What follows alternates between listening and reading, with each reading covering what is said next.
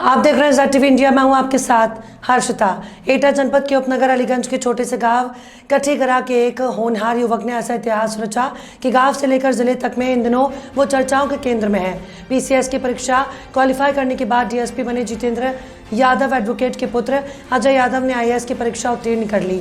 वर्तमान में वो शहर के आगरा रोड स्थित द्वारिकापुरी में अपने परिवार के साथ रहते हैं। आईएएस बनने के बाद उनके आवास पर सैकड़ों लोगों का दिन भर तांता लगा हुआ है। फूलों के हार पहनाने, मिठाई खिलाने की न सिर्फ होड़ लगी है बल्कि उनके गांव कठीगरा में भी कुछ ऐसा ही माहौल है। इन दिनों कैसा है उनके घर का माहौल और किन परिस्थितियों में उन्होंने आईएएस की परीक्षा उत्तीर्ण की, सुनते हैं उन्हीं की जुबानी।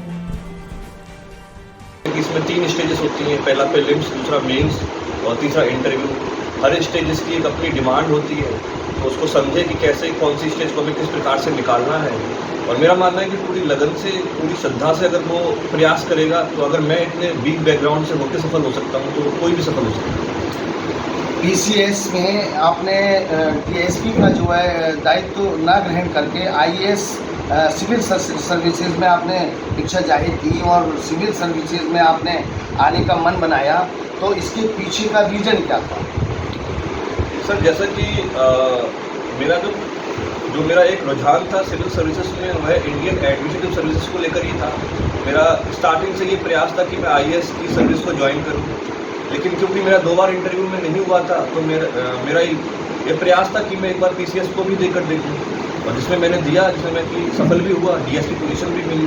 लेकिन मेरा रुझान हमेशा आईएएस की तरफ ही रहा था और उसी के लिए मैं प्रयास कर रहा था। और जैसा कि मेरा उसमें सिलेक्शन हुआ, तो मेरी पहली प्राथमिकता उसी को दी।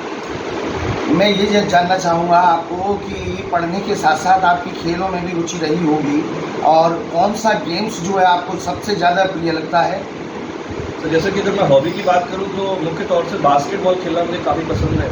और मैं अपनी प्रिपरेशन के दौरान भी एक सफिशिएंट अमाउंट टाइम बास्केटबॉल को दिया करता था, जिससे कि मेरा फिजिकल सही रहे, मेरी बॉडी फिट रहे, और उसी दौरान मेरी वॉकिंग, रनिंग और जंपिंग सब कुछ हो जाता था, जिससे कि मेरा मेंटल कैलिबर और समय के साथ जो मोटिवेशन और इंस्पिरेशन चाहिए वह कंटिन्यू रहता था। दूसरी बात, ये अंतिम सवाल है मेरा कि आप सिविल सर्विसेज में आने के बाद में आप जो है कोई एक ऐसा कार्य बताइए हमको कि जो आप देश के प्रति से। इस समय में अजय यादव जी जो अभी आईएएस क्वालिफाई करके आए हैं, इससे पहले उनका सिलेक्शन पीसीएस में हुआ था, तो उनसे उनके आवास पर ये जानना चाहते हैं कि उन्होंने एजुकेशन कैसे की और किन परिस्थितियों में वो यहाँ पर जो है एटा सीसी कॉन्वेंट स्कूल में शिक्षा ग्रहण करने के बाद में वहाँ दिल्ली रहकर इन्होंने तैयारी की, उनसे पूछते हैं। अजय जी बताइए, आप आईएएस में सिलेक्शन हुआ है आपका, इससे पहले आपने एजुकेशन कहाँ से की थी? सर, सबसे पहले तो मैं धन्यवाद करना चाहूँगा कि मुझे ये अवसर मिला अपने बारे में व्यक्त करने का आपके चैनल के माध्यम से। सर, सबसे पहले तो सर मेरी जो प्रारंभिक शिक्षा है वो यहीं पर RCC government senior secondary school से हुई है। यहीं से मैंने 10th, यहीं से 12th की है।